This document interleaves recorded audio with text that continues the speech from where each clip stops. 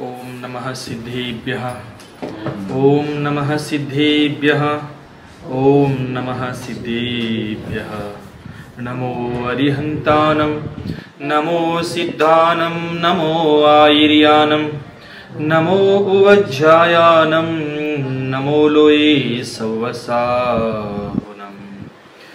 ईसो पंच नमो यारो सव पावपनासनो मंगलानंच सव्येसिं परमं हवै मंगलम परमं हवै मंगलम।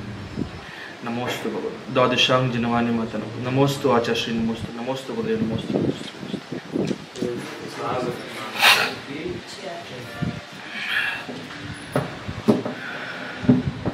ಮಧ್ಯಾಹ್ನದ ಸಮಯದಲ್ಲಿ ಶ್ರೀ ಕ್ಷೇತ್ರ ಪಾನೆ ಮಂಗಳೂರು ಶ್ರೀ ಅನಂತನಾಥ್ ಜನ ಚೈತ್ಯಾಲಯದ ಪ್ರಾಂಗಣದಲ್ಲಿ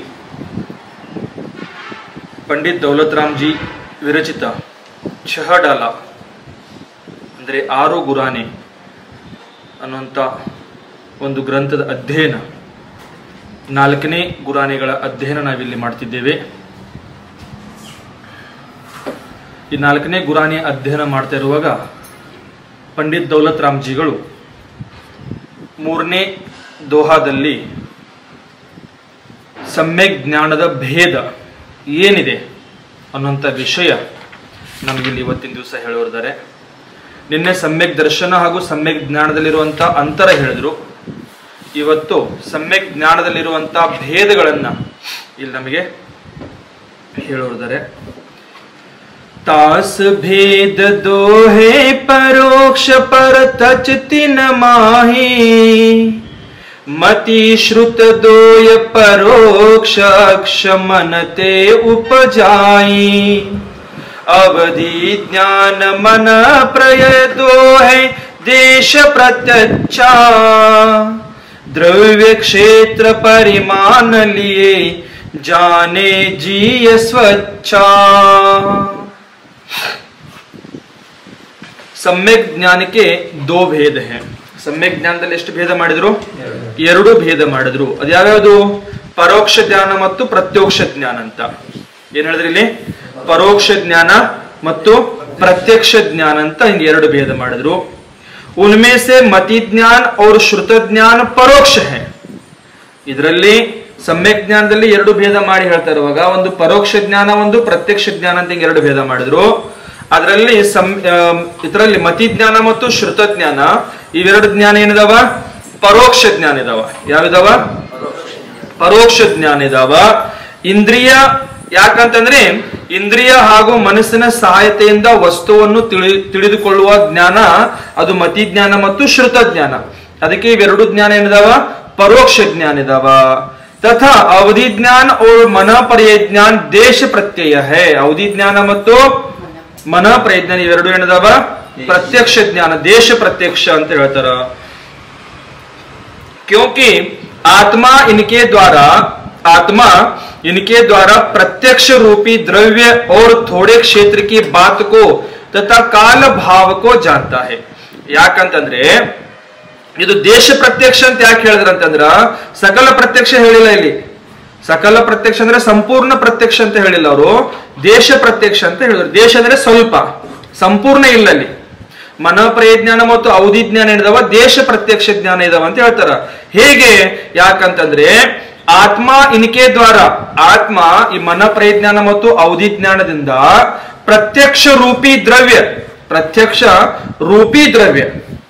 ಏನ್ ಹೇಳಿದ್ರು ಇಲ್ಲಿ? प्रत्यक्ष रूपी द्रव्य और थोड़े क्षेत्र की ಹಾಗೂ ಸ್ವಲ್ಪ ಕ್ಷೇತ್ರ की बात को ಆ ಕ್ಷೇತ್ರದ ಮಾತನ್ನು ಕ್ಷೇತ್ರದ ವಿಷಯವನ್ನು ತಿಳಿದುಕೊಳ್ಳುತ್ತಿರುತ್ತದೆ. ತಥಾ ಕಾಲ ಭಾವಕೋ ಜಾನ್ತಾ है. ತಥಾ ಕಾಲ ಮತ್ತು ಭಾವವನ್ನು ತಿಳಿದುಕೊಳ್ಳುತ್ತಿರ್ತಾವ. ಅದಕ್ಕೆ ದೇಶ ಪ್ರತ್ಯಕ್ಷ ಜ್ಞಾನ ಅಂತ ಹೇಳಿದ್ರು. ಸಕಲ ಪ್ರತ್ಯಕ್ಷ ಯಾವುದು? ಕೇವಲ ಜ್ಞಾನ. ಇಲ್ಲಿ ಮುಂದೆ ಬರ್ತದೆ ವಿಷಯ. ಅದು ಈ ಪ್ರಕಾರ ಹೇಳ್ತಾ ಇದ್ದಾರೆ. ज्ञान के कितने भेद है, कौन कौन से है ಅಂತ ಕೇಳಿದ್ರೆ ಜ್ಞಾನದ ಭೇದಗಳು ಎಷ್ಟಿದಾವ್ರಿ ಶಕಿಲಮ್ಮ? ಈಗ ಹೇಳಿದ್ರಲ್ಲ ಮೇಲೆಲ್ಲಿ ಎಷ್ಟು ಜ್ಞಾನ ಇದಾವ ಭೇದ ಅಂತ ಹೇಳಿದ್ರು? 2. ಯಾವ್ಯಾವುದು? ಪರೋಕ್ಷ ಮತ್ತು ಪ್ರತ್ಯಕ್ಷ. ಪ್ರಥಮ ಬರುವುದು ಪರೋಕ್ಷ. ಪರೋಕ್ಷ ಅಂದ್ರೆ ಇನ್ನೊಬ್ಬರ ಸಹಾಯತೆಯಿಂದ ಪ್ರತ್ಯಕ್ಷ ಅಂದ್ರೆ ಏನ, ಇನ್ನೊಬ್ಬರ ಸಹಾಯತೆ ಇಲ್ಲದೆ. ಇದಕ್ಕೆ ಎರಡು ಪ್ರಕಾರದ ಜ್ಞಾನಗಳು ಹೇಳ್ತಾರೆ ಇಲ್ಲಿ. ಎರಡು ಪ್ರಕಾರದ ಭೇದಗಳನ್ನು ಹೇಳಿದ್ರೆ ಇಲ್ಲಿ. ಯಾವ್ಯಾವುದು? ಪರೋಕ್ಷ ಜ್ಞಾನ ಮತ್ತು ಪ್ರತ್ಯಕ್ಷ ಜ್ಞಾನ. ಹೀಗೆ ಎರಡು ಭೇದ ಬಂದವ. ಪರೋಕ್ಷ ಜ್ಞಾನ ಅಂದ್ರೆ ಏನು, ಅದರಲ್ಲಿ ಏನಾದ್ರು ಭೇದಗಳಿದಾವೇನ ಅಂತ ಪ್ರಶ್ನೆ ಕೇಳಿದಾಗ ಅದಕ್ಕೆ ಹೇಳ್ತಾರ, ಜೋ ಇಂದ್ರಿಯ ಅವ್ರ ಮನ ಕಿ ಸಹಾಯತಾ ಸೆ, ಇಂದ್ರಿಯ ಹಾಗೂ ಮನಸ್ಸಿನ ಸಹಾಯತೆಯಿಂದ ಪರೋಕ್ಷ ಜ್ಞಾನವಾಗುತ್ತದೆ. ಅದರಲ್ಲಿ ಎರಡು ಭೇದಗಳಿದಾವೆ. ಯಾವ್ಯಾವುದು? ಮತಿ ಜ್ಞಾನ ಮತ್ತು ಶ್ರುತ ಜ್ಞಾನ. ಪರೋಕ್ಷ ಜ್ಞಾನದಲ್ಲಿ ಎರಡು ಭೇದ ಇದಾವೆ. ಯಾವ್ಯಾವ್ದ್ರಿ? ಮತಿ ಜ್ಞಾನ ಮತ್ತು ಶ್ರುತ ಜ್ಞಾನ. ಇವು ಪರೋಕ್ಷ ಜ್ಞಾನಗಳಾಗಿದಾವ ಅಂತ ಹೇಳ್ತಾರೆ. ಮತಿ ಜ್ಞಾನ ಅಂದ್ರೆ ಏನ?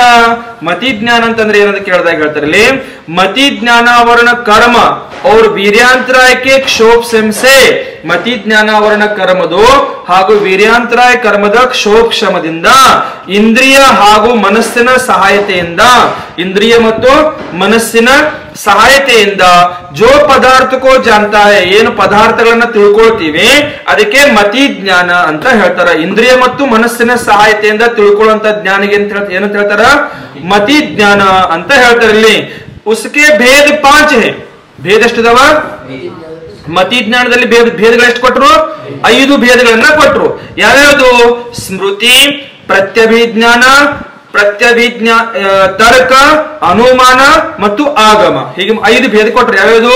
ಪ್ರಥಮ ಸ್ಮೃತಿ ಕೊಟ್ರು, ಎರಡನೇದು ಪ್ರತ್ಯಭಿಜ್ಞಾನ ಕೊಟ್ರು, ಮೂರನೇದು ತರ್ಕ ಕೊಟ್ರು, ನಾಲ್ಕನೇದು ಅನುಮಾನ ಕೊಟ್ರು, ಐದನೇದು ಆಗಮ ಕೊಟ್ರು.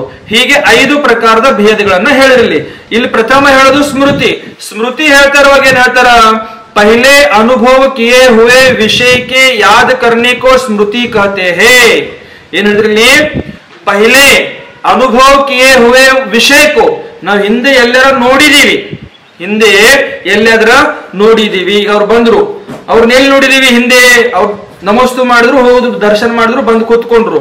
ಯಾರು ಅವರು? ಎಲ್ಲಿ ನೋಡಿದೀವಿ ಹಿಂದೆ ಅಂತ ನಾವು ಎಕ್ಸಾಂಪಲ್ ನಾವು ಹುಡುಕ್ತಾ ಇರುವಾಗ ಅದಕ್ಕೆ ಸ್ಮೃತಿ ಅಂತ ಹೇಳ್ತಾರೆ. ಎಲ್ಲಿ ನೋಡಿದೀವಿ ಅಂತ ನಾವು ಹುಡುಕ್ತಾ ಇದೀವಿ, ಎಲ್ಲರ ನೋಡಿದೀವಿ. ಪಹಲೆ ಕಿಯೇ ಹುವೆ ಅನುಭವ ವಿಷಯಕ್ಕೆ ಯಾದ ಕರ್ನೇಕೋ, ಅದನ್ನ ನೆನಪು ಮಾಡ್ಕೊಳ್ತಾ ಇದೀವಿ. ನಾವು ಎಲ್ಲಿ ನೋಡಿದೀವಿ, ಎಲ್ಲಿ ನೋಡಿದೀವಿ, ಎಲ್ಲಿ ನೋಡಿದೀವಿ ಅಂತ ನೆನಪು ಮಾಡ್ಕೊಳ್ತಾ ಇದೀವಲ್ಲ, ಅದಕ್ಕೆ ಸ್ಮೃತಿ ಅಂತ ಹೇಳ್ತಾರ. ಅದಕ್ಕೆ ಏನಂತ ಹೇಳ್ತಾರ? स्मृति ಅಂತ ಹೇಳ್ತಾರ. प्रत्यभिज्ञान स्मृति और प्रत्यक्ष के विषयभूत पदार्थों मेंजोड़ रूप ज्ञान को प्रत्यभिज्ञान कहते हैं. ಸ್ಮೃತಿ ಮತ್ತು ಪ್ರತ್ಯಕ್ಷ ಎರಡು ವಿಷಯಗಳಿದಾವ. ಪ್ರತ್ಯಕ್ಷ ಮತ್ತು ಅದು ಸ್ಮೃತಿ, ಇವೆರಡೂವನ್ನು ಸೇರಿಸಿ ನಮ್ ನೆನಪಾಯ್ತು. ಅವ್ರನ್ನೆಲ್ಲಿ ನೋಡಿದೀವಿ, ಯಾವ ಊರಲ್ಲಿ ನೋಡಿದೀವಿ ಅಂತ ನೆನಪಾಯ್ತು ನೋಡ್ರಿ. ಅದ್ ನೆನಪ ಅವ್ರನ್ನ ನಾವು ಮಂಗಳೂರದಲ್ಲಿ ನೋಡಿದೀವಿ, ಅವ್ರನ್ನ ಉಡುಪಿಯಲ್ಲಿ ನೋಡಿದೀವಿ, ಅವ್ರನ್ನ ಕಾರ್ಕಳದಲ್ಲಿ ನೋಡಿದೀವಿ, ಏನಾದ್ರು ಒಂದು ಫಿಕ್ಸ್ ಆಯ್ತಲ್ಲ, ಅದು ಫಿಕ್ಸ್ ಆಯ್ತು ನೋಡ್ರಿ. ಅದಕ್ಕೆ ಏನ್ ಹೇಳ್ತಾರ? ಪ್ರತ್ಯಭಿಜ್ಞಾನ ಅಂತ ಹೇಳ್ತಾರ. ಅರ್ಥ ಆಯ್ತಾ? ಈ ಪ್ರಕಾರ ತಿಳ್ಕೊಳ್ಬೇಕಿಲ್ಲಿ. ಆಮೇಲೆ ತರ್ಕ, ವ್ಯಾಪ್ತಿ ಕೆ ಜ್ಞಾನ ಕೋ ತರ್ಕ ಕಹತೆ ಹೇ. ಇಲ್ಲಿಂದ ಎಷ್ಟು ದೂರ ಇದೆ ಅದು ಊರು? ಇಲ್ಲಿಂದ ಎಷ್ಟು ಕಿಲೋಮೀಟರ್ ಇದೆ ಅವ್ರದ್ದು ಊರು? ಇದಕ್ಕೆ ತರ್ಕ. ಅಷ್ಟು ದೂರಿಂದ ಬಂದಿದಾರಪ್ಪ ಅವರು, ತರ್ಕ ಅಂತ ಹೇಳ್ತಾರೆ ಅದಕ್ಕೆ. ಆಮೇಲೆ ಅನುಮಾನ, ಸಾಧನ ಸೇ ಸಾಧ್ಯ ಕಿ ಜ್ಞಾನ ಕೋ ಅನುಮಾನ ಜ್ಞಾನ ಕಹತೆ ಹೇ. ಸಾಧನದಿಂದ ಸಾಧ್ಯದ ಪ್ರಾಪ್ತಿ. ಅವರು ಅಲ್ಲಿಂದ ಇಲ್ಲಿ ಬರ್ಬೇಕಾದ್ರೆ ಹೇಗ್ ಬಂದ್ರು? ಯಾವ ಸಾಧನದಿಂದ ಬಂದ್ರು? ಗಾಡಿಯಲ್ಲಿ ಬಂದ್ರು, ಬಸ್ ಅಲ್ಲಿ ಬಂದ್ರು, ಟ್ರೈನ್ ಅಲ್ಲಿ ಬಂದ್ರು, ಪ್ಲೇನ್ ಅಲ್ಲಿ ಬಂದ್ರು, ನಡ್ಕೊಂತ ಬಂದ್ರು. ಇದಕ್ಕೆ ಸಾಧನಗಳಿವೆಲ್ಲ. ಈ ಸಾಧನದಿಂದ ಈ ಸಾಧ್ಯವನ್ನು ಪ್ರಾಪ್ತಿ ಮಾಡ್ಕೊಂಡ್ರು. ಬಾಣೆಮಂಗಳೂರು ಜೈನ ಬಸದಿಗೆ ಅವರು ತಲುಪಿದ್ರು. ಇದು ಸಾಧ್ಯ. ಅಲ್ಲಿಂದ ಇಲ್ಲಿಗೆ ಬರ್ಲಿಕ್ಕೆ ಏನು ಸಾಧನಗಳಿದಾವ, ಅವೆಲ್ಲ ಸಾಧನಗಳು ಅಂತ ತಿಳ್ಕೊಳ್ಬೇಕಿಲ್ಲಿ. ಈ ಪ್ರಕಾರ ಅನುಮಾನ ಸಾಧನ ಸೇ ಸಾಧ್ಯಕ್ಕೆ ಜ್ಞಾನಕ್ಕೋ ಅನುಮಾನ ಜ್ಞಾನ ಕಹತೆ ಹೇ. ಅಲ್ಲಿಂದ ಹೇಗ್ ಬಂದಿರ್ಬೋದು ಅವರು? ಯಾವ ಬಸ್ಸಲ್ಲಿ ಬಂದ್ರ, ಗಾಡಿಯಲ್ಲಿ ಬಂದ್ರ, ನಡ್ಕೊಂತ ಬಂದ್ರ, ವಿಮಾನದಲ್ಲಿ ಬಂದ್ರ, ಟ್ರೈನ್ ಅಲ್ಲಿ ಬಂದ್ರ, ಹೇಗೆ ಬಂದ್ರು ಅನ್ನುವಂತ ನಾವು ಅನುಮಾನ ಮಾಡ್ತೀವಲ್ಲ, ಅದಕ್ಕೆ ಇಲ್ಲಿ ಹೇಳಿದ್ರು ಅನುಮಾನ ಅಂತ ಹೇಳ್ತಾರೆ ಇಲ್ಲಿ.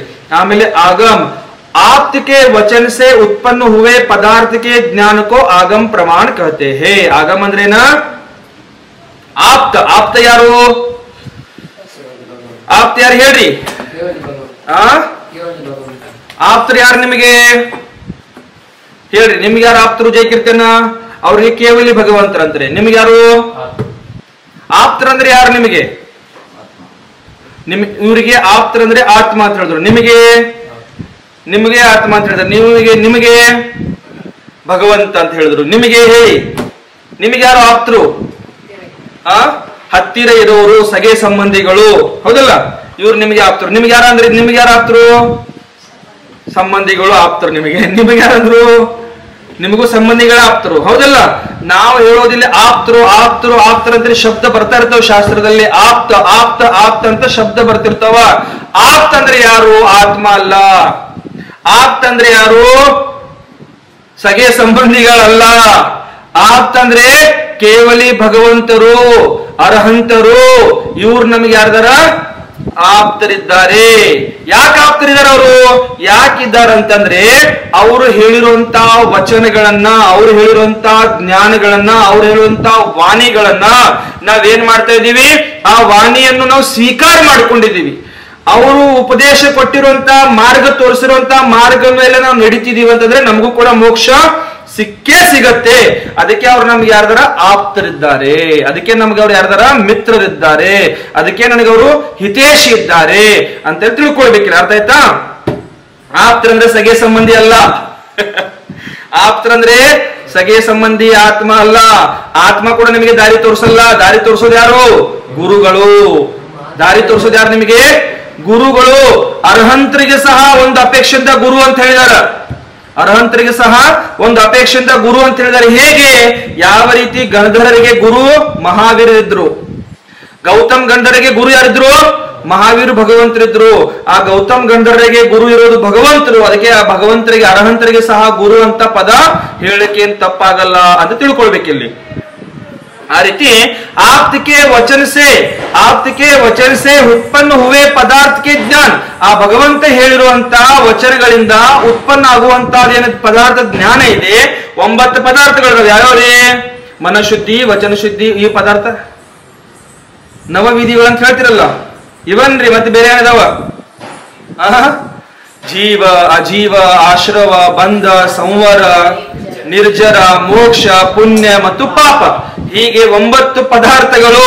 ಈ 9 ಪದಾರ್ಥಗಳ ಜ್ಞಾನ, ಈ 9 ಪದಾರ್ಥಗಳ ಜ್ಞಾನ ನಮಗೆ ಯಾವಾಗ ಆಗತ್ತೆ?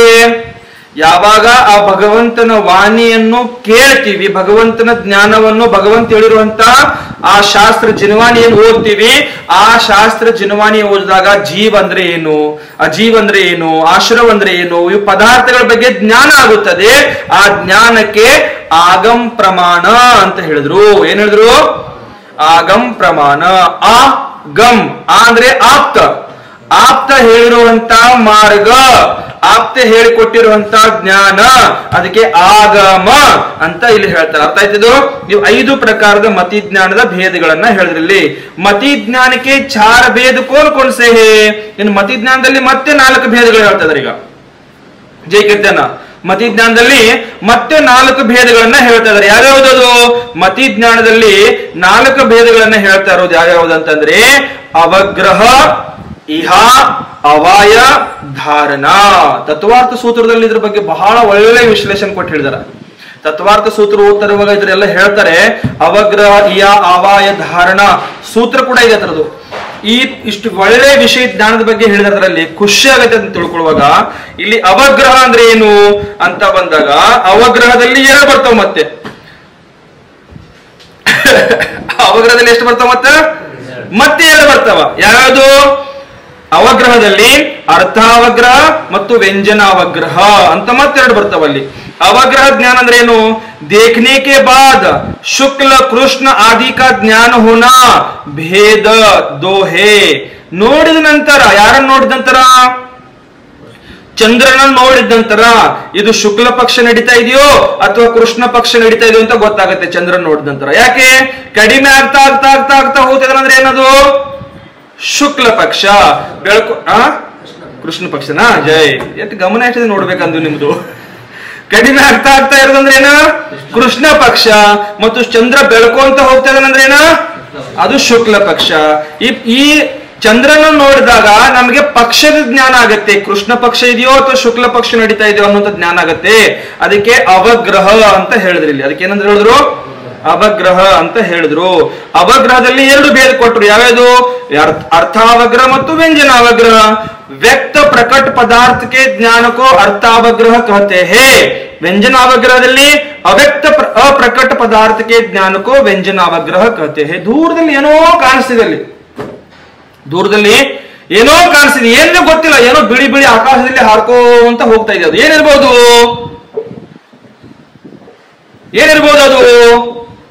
ಅದು ಪಾರಿವಾಳ ಇದೆಯೋ, ಅಥವಾ ಗಾಳಿಪಟ ಇದೆಯೋ, ಅಥವಾ ಒಂದು ಪೇಪರ್ ಇದೆಯೋ, ಅಥವಾ ಒಂದು ಪ್ಲಾಸ್ಟಿಕ್ ಇದೆಯೋ, ಅಥವಾ ಯಾವುದೋ ಒಂದು ಹಕ್ಕಿ ಇದೆಯೋ ಅಂತ ಏನಾದ್ರು ಒಂದು ನಾವು ಅಲ್ಲಿ ಏನ್ ಮಾಡ್ತಿದೀವಿ, ಊಹೆ ಮಾಡ್ಕೊಳ್ತಾ ಇದೀವಿ. ನಮ್ ತಲೆಯಲ್ಲಿ ಓಡ್ತಾ ಇದೆ ಏನಿರಬಹುದು ಅಂತ ಓಡ್ತಾ ಇದೆ. ಈ ರೀತಿಯಲ್ಲಿ ವಿಷಯಗಳನ್ನ ಅರ್ಥಾವಗ್ರಹ ಮತ್ತು ವ್ಯಂಜನಾವಗ್ರಹಗಳಲ್ಲಿ ಕೊಡ್ತಿರ್ತಾರ. ಇನ್ನ ಜ್ಞಾನ ಅಂದ್ರೆ ಅವಗ್ರಹ के द्वारा जाने गए पदार्थ को ವಿಶೇಷ ರೂಪ ಸೇ ಜಾನ್ನ ಹೇ. ಅದು ಕಾಣಿಸ್ತೈತಲ್ಲ ಆಕಾಶದಲ್ಲಿ, ಇದು ಬಿಳಿ ಬಿಳಿ, ಅದೇನಿತ್ತು ವಿಶೇಷವಾಗಿ ತಿಳ್ಕೊಳ್ಳೋದು. ಮತ್ತೆ ಅದರಲ್ಲಿ ಝೂಮ್ ಮಾಡ್ತೀವಿ ನೋಡ್ರಿ, ಕ್ಯಾಮ್ರಾ ಝೂಮ್ ಮಾಡ್ತೀವಲ್ಲ, ಕ್ಯಾಮ್ರಾ ಈಗ ಮುಖ ಇಷ್ಟು ದೂರದಲ್ಲಿದೆ, ಅಲ್ಲಿ ಝೂಮ್ ಮಾಡಿದಾಗ ಜೈಕೀರ್ತನ ಇಲ್ಲೇ ಎದುರುಗಡೆ ಬಂದ್ಬಿಟ್ಕೊಂಡ್ಬಿಟ್ರಿ, ಇಲ್ಲಿ ಕ್ಯಾಮ್ರಾ ಡಿಸ್ಪ್ಲೇ ಮುಂದೆ ಬಂದು ಕುತ್ಕೊಂಡ್ಬಿಟ್ರಿ. ಈಗ ಹೀಗಾಗಿ ಬಿಡುತ್ತೆ ಅದು ಝೂಮ್ ಮಾಡಿದಾಗ. ಹೌದಲ್ಲ, ನಾವು ನೋಡ್ತಾ ಇರುವಾಗ ನಮ್ ಕಣ್ಣಿನ ಲೇನ್ಸ್ ಇದಾವಲ್ಲ, ಅದನ್ನು ಕೂಡ ನಾವು ಝೂಮ್ ಮಾಡಿ ನೋಡ್ತಾ ಇರ್ತೀವಿ ಒಳಗಡೆ. ನಾವು ಅದು ಏನಿರ್ಬೋದು ಅಂತ ನಮಗೆ ಕಾಣ್ತಾ ಇದೆ. ಅದು ಒಳಗಡೆ ಅದು ಪ್ಲಾಸ್ಟಿಕ್ ಇರ್ಬೋದು, ಪೇಪರ್ ಇರ್ಬೋದು, ಗಾಳಿಪಟ ಇರ್ಬೋದು, ಒಂದು ಪಕ್ಷಿ ಇರ್ಬೋದು, ಏನ್ ಬಕ ಪಕ್ಷಿ ಇದೆಯೋ, ಪಾರಿವಾಳ ಇದೆಯೋ, ಯಾವ ಪಕ್ಷಿ ಇದೆಯೋ, ಏನಿದೆಯೋ ಅಂತ ತಲೆಯಲ್ಲಿ ಓಡ್ತಾ ಇದೆಯಲ್ಲ, ಅದನ್ನ ಕನ್ಫರ್ಮ್ ಮಾಡ್ಕೊಳ್ಳೋದಕ್ಕೋಸ್ಕರ ಏನ್ ಮಾಡ್ತೀವಿ ಅವಾಗ? ಏನ್ ಮಾಡ್ತೀರಾ ಶಿವಪ್ರಕಾಶ್ ರೇ? ಝೂಮ್ ಮಾಡ್ತಿರಲ್ಲ, ಝೂಮ್ ಮಾಡ್ತೀವಿ, ಅವಾಗ ಗೊತ್ತಾಗುತ್ತೆ, ಕನ್ಫರ್ಮ್ ಆಗುತ್ತೆ. ಏನದು? ಅವಗ್ರಹಕ್ಕೆ ದ್ವಾರ ಜಾನೆ ಗಯೇ ಪದಾರ್ಥ, ಅವಗ್ರಹದಿಂದ ತಿಳ್ಕೊಂಡಿರುವಂತ ಆ ಪದಾರ್ಥವನ್ನು ವಿಶೇಷ ರೂಪದಿಂದ ತಿಳ್ಕೊಳ್ಳಕ್ಕೆ ಪ್ರಯತ್ನ ಪಡ್ತೀವಿ. ಅದಕ್ಕೆ ಏನಂತ ಹೇಳ್ತಾರ? ಅಂತ ಹೇಳ್ತಾರ. ಇನ್ನು ಅವಾಯ ಅಂದ್ರೆ ಏನ? ಅವಾಯ ಅಂತಂದ್ರೆ ವಿಶೇಷ ಚಿಹ್ನ ದೇಖನೆ ಸೇ ನಿಶ್ಚಿತ ಹೋ ಜಾನ ಅವಾಯ ಹೇ. ವಿಶೇಷ ಚಿಹ್ನ ಕಾಣ್ತಾ ಇದೆ. ಏನ್ ಚಿಹ್ನೆ ಕಾಣ್ತಾ ಇದೆ? ವಿಶೇಷ ರೆಕ್ಕೆ ಬಡಿತಾ ಇದೆ. ಅದಕ್ಕೆ 2 ಕಾಲುಗಳು ಕೆಳಗಡೆ ಕಾಣ್ತಾ ಇದಾವ. ಹಿಂದೆ ಅದಕ್ಕೆ ಬಾಲ, ಏನದಕ್ಕೆ ಬಾಲ ಏನಂತಾರೆ ಅದಕ್ಕೆ ನೀವು? ಅದೇನೋ ಅನ್ಕೊಳ್ರಪ್ಪ. ಈ ರೀತಿ ನಮ್ಗೆ ಚಿಹ್ನೆಗಳು ಕಾಣಿದ್ವು. ಮುಂದೆ ಮುಖ ಕಾಣಿಸ್ತಿದೆ, ಅದಕ್ಕೆ ತುದಿ ಇದೆ, ಚೂಚಿದೆ, ಮುಖ, ಬಾಯಿ ಇದೆ. ಇದೆಲ್ಲ ನಾವು ನೋಡ್ಕೊಂಡು ಏನ್ ಅನ್ಕೊಳ್ತೀವಿ? ಇದು ಯಾವುದೋ ಒಂದು ಪಕ್ಷಿ ಇದೆ, ಯಾವುದೇ ಒಂದು ಪಕ್ಷಿ ಇದೆ. ಪಕ್ಷಿ ಫಿಕ್ಸ್ ಇಲ್ಲ ಅದು ಯಾವ್ದಂತ, ಯಾವುದೋ ಒಂದು ಪಕ್ಷಿ ಇದೆ ಅಂತ ಆಯ್ತು. ಇದು ಅವಾಯದ ಜ್ಞಾನ ಅಂತ ಹೇಳಿದ್ರು. ಇನ್ನು ಅದಕ್ಕೊಂದು ದೃಷ್ಟಾಂತ, ಅದಕ್ಕೊಂದು ಏನ್ ಹೇಳ್ತಾರೆ? ಧಾರಣ ಏನ್ ಲಾಸ್ಟ್ ಕೊನೆಯದಾಗಿ ಅವಾಯಸೆ ನಿಶ್ಚಯಕುವೆ ಪದಾರ್ಥಕ್ಕೂ. ಅದೇನಾಯ್ತು? ಪಕ್ಷಿ ಇದೆ, ಅದು ಪಾರಿವಾಳ ಇದೆ, ಬಕ ಪಕ್ಷಿ ಇದೆ, ಯಾವ ಪಕ್ಷಿ ಇದೆ ಒಂದು ಫಿಕ್ಸ್ ಆಯ್ತು. ಅಲ್ಲಿ ಫಿಕ್ಸ್ ಆದ ನಂತರ ಧಾರಣದಲ್ಲಿ ಏನ್ ಹೇಳ್ತಾರೆ ಜಯಕೀರ್ತಿಯನ್ನ? ಎಲ್ಲೋ ಯಾವತ್ತೋ ಒಂದ್ ದಿವಸ ನೋಡಿದ್ವಿ, ಆಕಾಶದಲ್ಲಿ ಅದು ಹಾರ್ಕೊಂತ ಹೋಗ್ತಾ ಇರುವಾಗ ಇದು ಅದೇ ಪಕ್ಷಿ ಇದೆ ಅಂತ ಧಾರಣೆ ಆಯ್ತು ನಮ್ಮದು. ಏನಿದೆ ಅದು? ಅದೇ ಪಕ್ಷಿ ಇದೆ. ಜಯಕೀರ್ತಿ ಅವ್ರನ್ನ ನಾನು ಎಲ್ಲಿ ನೋಡಿದ್ದೆ? ಫಸ್ಟ್ ಟೈಮ್ ನಾನು ನಿಮ್ಮನ್ನ ಎಲ್ಲಿ ನೋಡಿದ್ದೆ? ಫಸ್ಟ್ ಟೈಮ್ ನಿಮ್ಮನ್ನ ಶ್ರವಣ್ ಬೆಳಗೊಳದಲ್ಲಿ. ಎಲ್ಲಿ?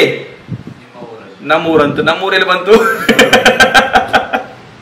ಫಸ್ಟ್ ಟೈಮ್ ನೀವು ಸರ್ ಎಲ್ಲರೂ ಬಂದು ಭೇಟಿಯಾಗಿದ್ದು ಶ್ರವಣ ಬೆಳಗೊಳದಲ್ಲೇನೆ. ನೀವು ಬಂದಿರ್ಕಿಲ್ಲ ಅವಾಗ, ಪಾನಿ ಮಂಗಳೂರದವರು. ಫಸ್ಟ್ ಟೈಮ್ ಚಾತುರ್ಮಾಸದಲ್ಲಿ ಶ್ರವಣ ಬೆಳಗೊಳದಲ್ಲಿ ಅಲ್ಲಿ ನೀವು ಅಭಿಷೇಕ ಮಾಡಕ್ ಬಂದಿದ್ರಿ 24 ತೀರ್ಥಂಕರದು. ಆ ಟೈಮ್ದಲ್ಲಿ ನಿಮ್ಮನ್ನ ನೋಡಿದ್ ನಾನು. ಹೀಗೆ ಇವ್ರು ಫಸ್ಟ್ ಟೈಮ್ ಅಲ್ಲಿ ನೋಡಿದ್ ನೋಡಪ್ಪ ಅಂತ ಹಿಂಗೆ ಧಾರಣ ಮಾಡ್ಕೊಳ್ಳೋದು. ಈ ರೀತಿ ಏನಂದ್ರೆ ಅದಕ್ಕೆ ಮತಿಜ್ಞಾನದ 4 ಭೇದಗಳು ಯಾವ್ಯಾವುದು? ಅವಗ್ರಹ, ಅವಾಯ, ಧಾರಣ. ಅರ್ಥ ಆಯ್ತಾ? ಶಿವಪ್ರಕಾಶರ ಅರ್ಥ ಐತೇನ್ರಿ? ಆಯ್ತು. ಅವಗ್ರಹ ಆದಿ ವಿಷಯ ಭೂತ್ ಭಯಂಕರದ್ರಲ್ಲಿ ಮತಿಜ್ಞಾನದ ವಿಷಯಗಳದವಲ್ಲ. ಇಲ್ಲಿ ಮತ್ತೆ ಬರ್ತಾ ನೋಡಿದ್ರಲ್ಲಿ ಮತ್ತೆ ಬೇರೆ ತಲೆ ಕೆಟ್ಟ ಹೋಗ್ಬೇಕಿದ್ರಲ್ಲಿ. ಅವಗ್ರಹ ಆದಿ ಅಂದ್ರೆ 4 ಬಂದಿಲ್ಲ. ಅವಗ್ರಹ, अवाय धारण 4 ಬಂದ್ವಿ ಇಲ್ಲಿ. ಆದಿ ವಿಷಯಭೂತ ಪದಾರ್ಥೋं का ज्ञान कितने प्रकार से होता है? ಮತ್ತೆ ಎಷ್ಟು ಪ್ರಕಾರದ ಜ್ಞಾನ ಆಗ್ತಾವ? ಈ 4 ಭೇದಗಳಿಂದ ಮತ್ತೆ ಎಷ್ಟು ಪ್ರಕಾರ ಜ್ಞಾನಗಳಾಗ್ತಾವ ಅಂತ ಪ್ರಶ್ನೆ ಕೇಳಿದಾಗ 12 ಪ್ರಕಾರ ಅಂತ ಹೇಳ್ತಾರೆ ನೋಡ್ರಿ. ತಲೆ ಕೈ ಹಚ್ಚಿಬಿಟ್ರು ಪ್ರಕಾಶರು, ಶಿವಪ್ರಕಾಶರು ಚೊಕ್ಕುಮರ ಅಂತ. ಮತ್ತೆ ಅದಕ್ಕೆ ಹೇಳಿದ್ದು ಜ್ಞಾನ ಸುಮ್ಮನೆ ಇಲ್ಲ. ಅದು ಸುಮ್ಮನೆ ಅಲ್ಲ ಜ್ಞಾನ. ಜ್ಞಾನ ತಿಳ್ಕೊಳ್ಬೇಕಾದ್ರೆ, ಆ ವಸ್ತುವಿನ ಬಗ್ಗೆ ಸಾರಾಂಶ ತಿಳ್ಕೊಳ್ಬೇಕಾದ್ರೆ, ವಸ್ತುವಿನ ಸ್ವರೂಪ ತಿಳ್ಕೊಳ್ಬೇಕಾದ್ರೆ, ವಸ್ತು ಏನಿದೆ ಅಂತ ತಿಳ್ಕೊಳ್ಬೇಕಾದ್ರೆ ಸಂಪೂರ್ಣ ಅದಕ್ಕೆ ಅವಶ್ಯಕವಾಗಿರೋದು ಯಾವುದು? ಜ್ಞಾನ. ಆ ಜ್ಞಾನ 1 ಪ್ರಕಾರ 2 ಪ್ರಕಾರದಿಲ್ಲ, ಜ್ಞಾನ ಅನೇಕ ಪ್ರಕಾರ ಇದೆ. ಅದು ಜ್ಞಾನ ಏನಿದೆ ಅನೇಕ ಪ್ರಕಾರ ಅದನ್ನ ತಿಳ್ಕೊಳ್ಳಿಕ್ಕೆ ಸಾಮಾನ್ಯವಾಗಿ ತಿಳ್ಕೊಳಕ್ಕಾಗಲ್ಲ. ಯಾರು ಶಿವಪ್ರಕಾಶರು ಅಂತ ಹೇಳ್ಬೋದು ಬಾಯಿಂದ. ಅದ್ರ ಶಿವಪ್ರಕಾಶರು ಹೇಳ್ಬೇಕಾದ್ರೆ ನಿಮ್ಮಲ್ಲಿ ಏನಾದ್ರು ಕೆಲವೊಂದು ಗುರುತುಗಳಿದಾವ, ಕೆಲವೊಂದು ನಿಮ್ಮ ನಿಯಮಗಳಿದಾವ, ನಿಮ್ಮ ಸ್ವಭಾವಗಳಿದಾವ. ನೀವು ಹೇಗ್ ನಡೀತೀರಾ, ಹೇಗ್ ಕೂತ್ಕೊಳ್ತೀರಾ, ಹೇಗ್ ಮಾತಾಡ್ತೀರಾ, ಹೇಗ್ ಮಲ್ಕೊಳ್ತೀರಾ, ಹೇಗ್ ಊಟ ಮಾಡ್ತೀರಾ, ಏನಿವೆಲ್ಲ ನಿಮ್ ಕ್ರಿಯೆಗಳಿದಾವಲ್ಲ, ಇದ್ರ ಎಲ್ಲದರ ಸಾರಾಂಶ ತಿಳ್ಕೊಂಡು ನೀವು ಶಿವಪ್ರಕಾಶರಾಗಿದ್ದೀರಾ. ಸುಮ್ಮನೆ ಶಿವಪ್ರಕಾಶರಾಗಿಲ್ಲ ನೀವು. ನಿಮಗೆ 2 ಕೈ ಇದಾವ, 2 ಕಾಲು ಇದಾವ, 2 ತಲೆ, 1 ತಲೆ ಇದೆ, ಹಿಂಗೆಲ್ಲ ಹೇಳ್ಬೇಕಾಗತ್ತೆ ಅದಕ್ಕೆಲ್ಲ. ಆ ರೀತಿ ಸಂಪೂರ್ಣ ತಿಳ್ಕೊಳ್ಳಿಕ್ಕೆ ಜ್ಞಾನ ಅಂತ ಹೇಳ್ತಾರ. ಜ್ಞಾನ ಅಂತ ಸುಮ್ಮನೆ ಸಾಮಾನ್ಯ ಇಲ್ಲ. ಶಿವಪ್ರಕಾಶರು ಬಿಳಿ ಅಂಗಿ ಹಾಕೋತಾರ, ಕಪ್ಪು ಪ್ಯಾಂಟ್ ಹಾಕೋತಾರ, ಕಣ್ಣಿಗೆ ಚಸ್ಮಾ ಹಾಕೊಳ್ತಾರ, ಡೇ ನೈಟ್ ಚಸ್ಮಾ ಹಾಕೊಳ್ತಾರ, ತಲೆ ಮೇಲೆ ಕೂದಲು ಕಪ್ಪು ಕೂದಲಿದಾವ, ಲಾಯರ್ ಇದ್ದಾರ, ಅನೇಕ ಅದರಲ್ಲಿ ಎಷ್ಟು ಭೇದಗಳಿದಾವಲ್ಲ ಅವೆಲ್ಲಾ ಭೇದಗಳನ್ನ ಹೇಳ್ಕೊಂತ ಹೋಗ್ಬೇಕಿಲ್ಲಿ. ಆ ಭೇದಗಳನ್ನ ಹೇಳ್ಕೊಂತ ಹೋದ್ರೇನೆ ಆ ವ್ಯಕ್ತಿ ಬಗ್ಗೆ, ಆ ವ್ಯಕ್ತಿ ವಿಶೇಷತೆ ನಮಗೆ ಗೊತ್ತಾಗುತ್ತೆ. ಆತ್ಮ ಅಂದ್ರೆ ಏನ? ಇವೆಲ್ಲ ನಿಮಿತ್ತಿಗಳು. ಬಹುಶಃ ಅಲ್ಲ, ಅದೇ ಬಹುಶಃ ಎಂತ ಮತ್ತೆ ಹೋಗೋದು, ಬಹುಶಃ ಬೇಡ ಇಲ್ಲಿ. ನಾವಿದೆಲ್ಲ ಮಾಡ್ತಾ ಇರೋದು ಏನಕ್ಕೋಸ್ಕರ ಗೊತ್ತಾ? ಇದೆಲ್ಲ ಮಾಡ್ತಾ ಇರೋದು ಏನಕ್ಕೋಸ್ಕರ? ಇವೆಲ್ಲ ನಿಮ್ಮ ಆತ್ಮನನ್ನು ಗುರುತಿಸೋದಕ್ಕೋಸ್ಕರ. ಇಲ್ಲಿ ಬೇರೆ ವ್ಯಕ್ತಿಗಳನ್ನ ಗುರುತಿಸೋದು ನಮ್ಗೆ ಅಗತ್ಯ ಇಲ್ಲ. ಎಕ್ಸಾಂಪಲ್ ಶಿವಪ್ರಕಾಶರು ಅಷ್ಟೇ ಇದ್ರಿ ಇಲ್ಲಿ. ಈಗ ಅದೇ ವಿಷಯದಲ್ಲಿ ಬಂದಿದ್ದೀಗ ನಾನು. ಆತ್ಮ ಅಂದ್ರೆ ಏನು? ಆತ್ಮನ ಸ್ವಭಾವ ಅಂದ್ರೆ ಏನಿದೆ ಕೇಳಿದ್ವಿ. ಏನಂತ ಹೇಳಿದ್ರಿ? ನೋಡೋದು, ತಿಳಿಯೋದು. ಮಹಾರಾಜರು ಇದೇ ಹೇಳ್ತಾ ಇದ್ದಾರೆ ನಮ್ಗೆ ಯಾವಾಗಿಂದು, ಎಷ್ಟೋ ವರ್ಷದಿಂದ ಹೇಳ್ತಿದಾರ. ಆತ್ಮನ ಸ್ವಭಾವ ಏನಿದೆ? ನೋಡೋದು, ತಿಳಿಯೋದು. ಏನ್ ನೋಡೋದು ಹೇಳಿ? ಏನ್ ನೋಡೋದು? ಬಾಹ್ಯ ಪ್ರಪಂಚ ಅನಾದಿ ಕಾಲದಿಂದ ನೋಡ್ಕೊಂತ ಬಂದಿದ್ದೀವಿ ಶಿವಪ್ರಕಾಶನ. ಬಾಹ್ಯ ಪ್ರಪಂಚ ಸಂಸಾರ ಅನಾದಿ ಕಾಲದಿಂದ ನೋಡ್ಕೊಂತ ಬಂದಿದ್ದೀವಿ. ಇನ್ನೇನು ನೋಡೋದು ವಿಶೇಷ? ಅನಾದಿ ಕಾಲದಿಂದ ನೋಡ್ಕೊಂತ ಬಂದಿದ್ದೀವಲ್ಲ, ಇನ್ನೇನು ವಿಶೇಷವಾಗಿ ನೋಡೋದಿದೆ? ಇನ್ನು ವಿಶೇಷವಾಗಿ ನೋಡೋದು ಏನಂತಿದೆ ಅಂತಂದ್ರ, ವಿಶೇಷವಾಗಿರುವಂತಹ ವಸ್ತುವನ್ನು ನೋಡೋದಿದೆ.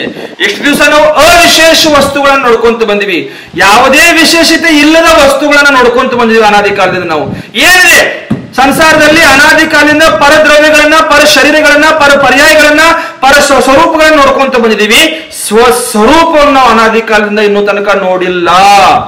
ನೋಡಿದೀವೇನ್ರಿ? ನೋಡಿಲ್ಲ. ನಾವೆಲ್ಲ ಪರ ನೋಡ್ಕೊಂತ ಬಂದಿದೀವಿ, ಪರರ ಬೆನ್ನ ಹತ್ತಿದೀವಿ, ಪರ ತಿಳ್ಕೊಳ್ಳಿಕ್ಕೆ ಪ್ರಯತ್ನ ಪಡ್ತಿದೀವಿ. ಸ್ವ ತಿಳ್ಕೊಳ್ಳಿಕ್ಕೆ ನಾವು ಪ್ರಯತ್ನ ಮಾಡಲೇ ಇಲ್ಲ.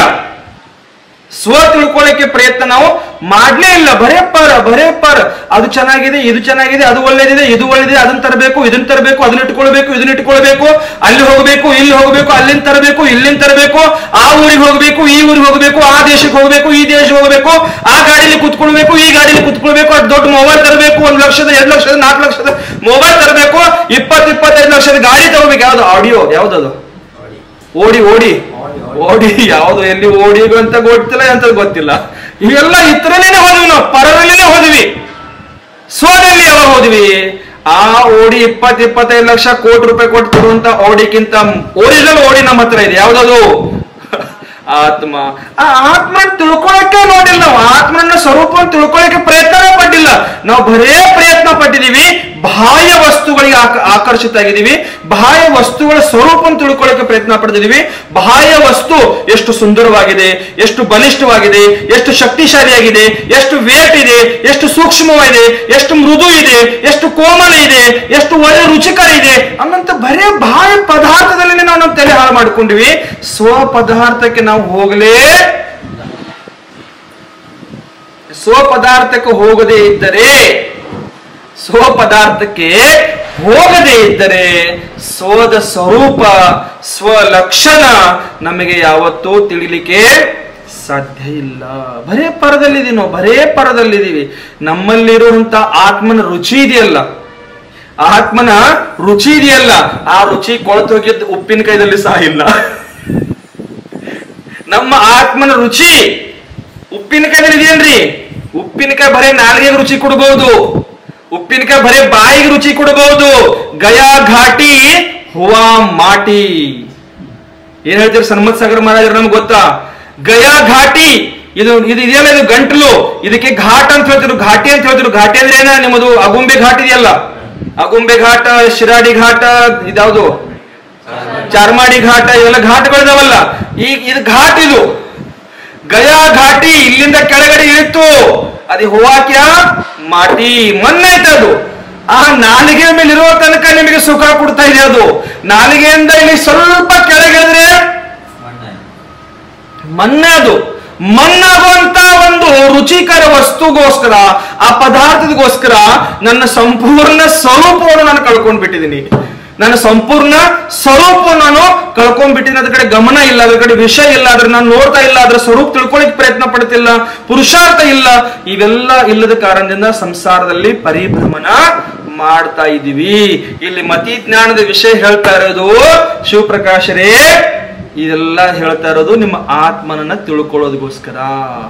ಇವೆಲ್ಲ ಭೇದಗಳಿದಾವ, ಇವೆಲ್ಲ ಏನಿದಾವ? ಭೇದಗಳಿದಾವ.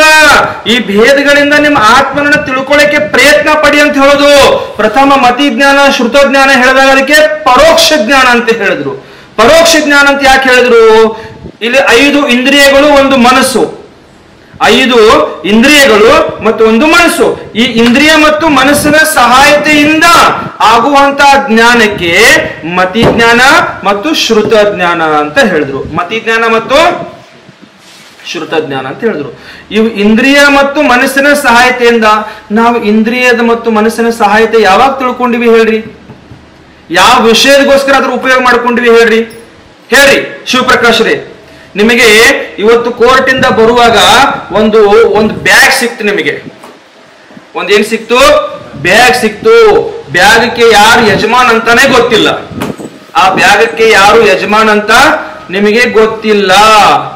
ಬ್ಯಾಗಕ್ಕೆ ಯಾರು ಯಜಮಾನ್ ಅಂತ ಗೊತ್ತಿಲ್ಲ. ರಪ್ಪ ಅಂತ ಬ್ಯಾಗ್ ಬಿದ್ದಿದ್ ನೋಡ್ತಾ ಇದೀರಾ, ಓಡ್ಕೋತ ಹೋಗಿ ಬ್ಯಾಗ್ ತಗೊಳ್ತಾ ಪ್ರಯತ್ನ ಮಾಡ್ತಿದ್ದೀರಾ. ಅದೇ ಸಮಯದಲ್ಲಿ ಮತ್ತೊಬ್ಬ ವ್ಯಕ್ತಿ ಬಂದ, ಬ್ಯಾಗ್ ಕೈ ಹಾಕಿದ. ನಿಮ್ಮ ಕೈ ಬೀಳೋಕ್ಕಿಂತ ಮುಂಚೆ ಅವನದು ಕೈಯಲ್ಲಿ ಬಂತು.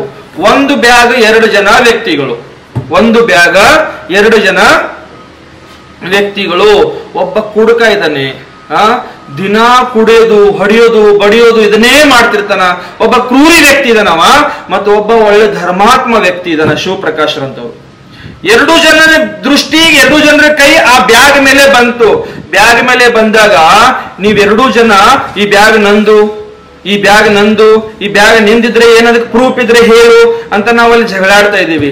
ಇದು ಜಗಳ ಬೇಡ, ಏನಾದ್ರು ಬೇಡ ಅಂತ 3ನೇ ಒಬ್ಬಲ್ಲಿ ವ್ಯಕ್ತಿ ಬಂದ, ಜಯಕೀರ್ತಿ ಅಂತವ್ರು ಒಬ್ರು ಬಂದ್ರು. ಅಲ್ಲಿ ಬಂದು ಹೇಳ್ತಾರ, ಇದು ನಿಂದು ಇಲ್ಲ, ನಿಂದು ಇಲ್ಲ, ಇದು 2 ಜನರದ್ದು ಬ್ಯಾಗ್ ಅಲ್ಲ, ಈ ಬ್ಯಾಗ್ ಯಾರ್ದಿದೆ? ನಂದಿದೆ. ಯಾರಿದೆ ಬ್ಯಾಗ್? ಇದು ಬ್ಯಾಗ್ ಯಾರ್ದಿದೆ? ಇದು ನಂದಿದೆ ಅಂತ ಜಯಕೀರ್ತಿ ಅವ್ರು ಮತ್ತವ್ರ ಜೊತೆ ಜಗಳ ಆಡ್ಲಿಕ್ಕೆ ಸ್ಟಾರ್ಟ್ ಮಾಡಿಬಿಟ್ರು. ನಿಂದು ಹೇಗಿದೆ ಪ್ರೂಫ್ ಕೊಡು ಅಂತ ಹೇಳಿದ್ರು. ಅವ್ರ ಹತ್ರನು ಪ್ರೂಫೇ ಇಲ್ಲ. ಬ್ಯಾಗ್ ಯಾರ್ದು ಅಂತ ಯಾರ್ದು ಗೊತ್ತಿಲ್ಲ. ಅದ್ರಲ್ಲಿ 4ನೇ ಒಬ್ಬ ವ್ಯಕ್ತಿ ಬಂದು ಹೇಳ್ತಾನ ಏನಂತಂದ್ರೆ, ಇದು 3 ಜನರದ ಬ್ಯಾಗ್ ಇಲ್ಲ, ಅದು ಕನ್ಫರ್ಮ್ ಇದೆ.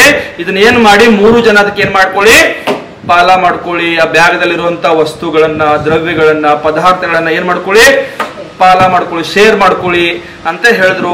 ಆಯ್ತಂತ 3 ಜನ ಪಾಲ ಮಾಡ್ಕೊಳ್ತಾರ. ದುಡ್ಡಿನಿಂದ ತುಂಬಿರುವಂತ ಬ್ಯಾಗ್ ಅದು, ಸನ್ಮತಿ ಅಕ್ಕ, ದುಡ್ಡಿನಿಂದ ತುಂಬಿರುವಂತ ಬ್ಯಾಗು, ಅದನ್ನ ಶೇರ್ ಮಾಡ್ಕೊಂಡ್ರು. 3 ಜನ ಸಮಾನವಾಗಿ ಪಾಲ ಮಾಡ್ಕೊಂಡ್ರು.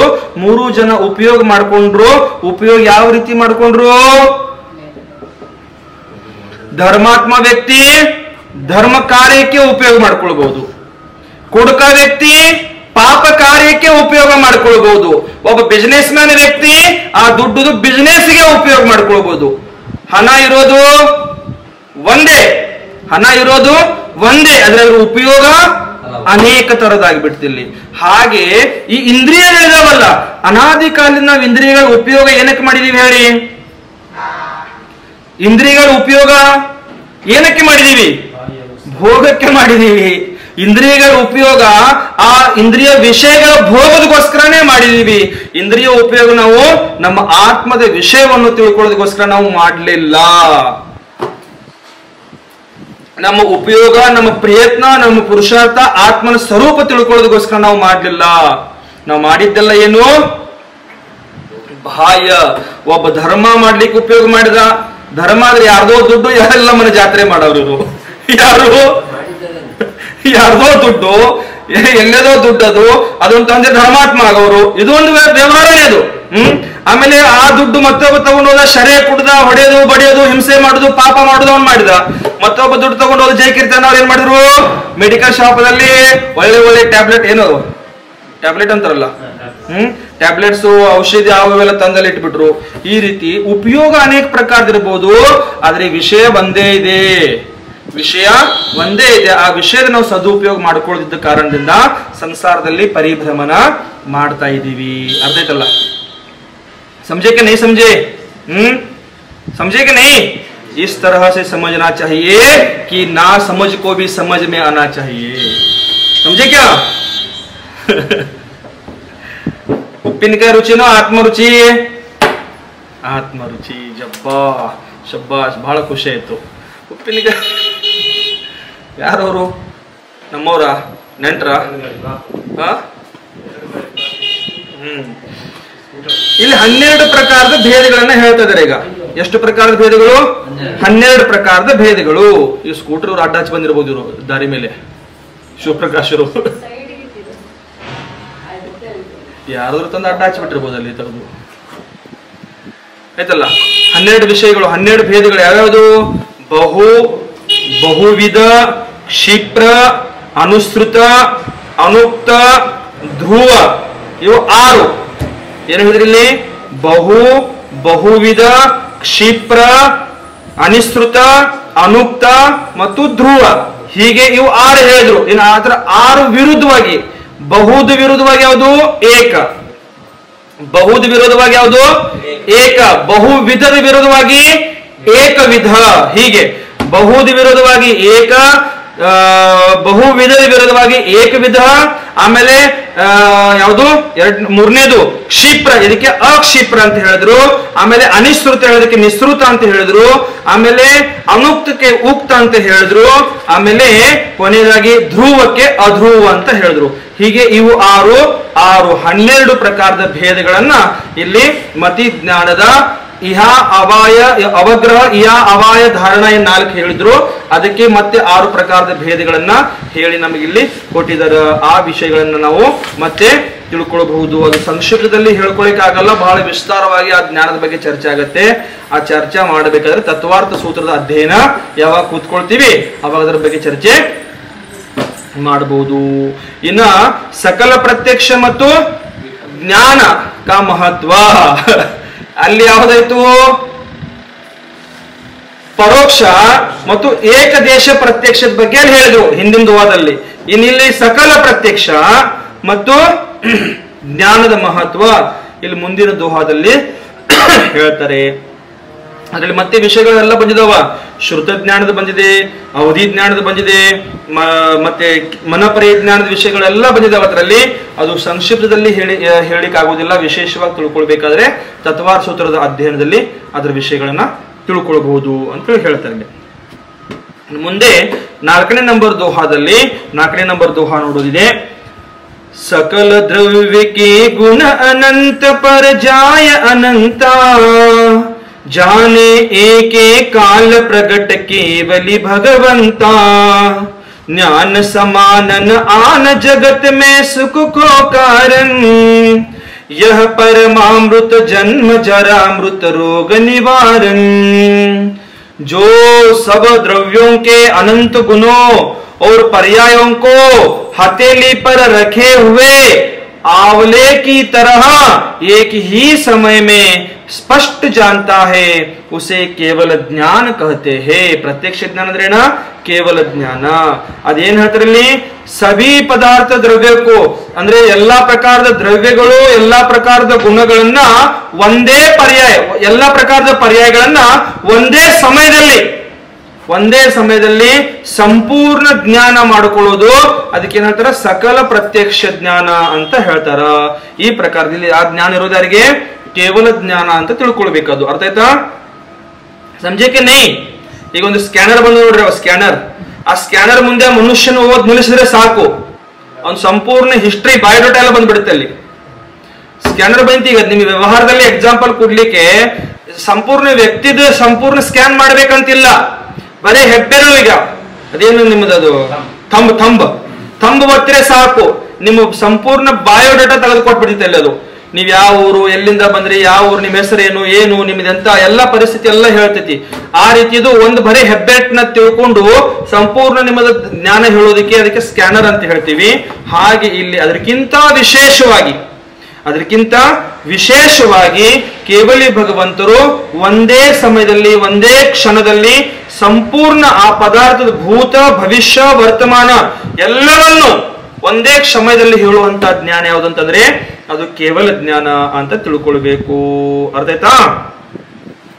यह केवल ज्ञान सकल प्रत्यक्ष ज्ञान है. ಈ ಕೇವಲ ಜ್ಞಾನ ಏನಿದೆ ಇದು सकल प्रत्यक्ष ज्ञान ಇದೆ ಅಂತ ತಿಳ್ಕೊಳ್ಬೇಕು. इस संसार में सम्यक ज्ञान के समान कोई दूसरा सुखदायी नहीं है. ಈ ಸಂಸಾರದಲ್ಲಿ ಸಮ್ಯಕ್ ಜ್ಞಾನಕ್ಕೆ ಸಮಾನವಾಗಿ ಬೇರೆ ಯಾವುದು ಸುಖ ಕೊಡುವಂತ ಜ್ಞಾನ ಇಲ್ಲ, ಇರುವುದಿಲ್ಲ ಅಂತ ಹೇಳ್ತಾ ಇರೋದಿಲ್ಲಿ.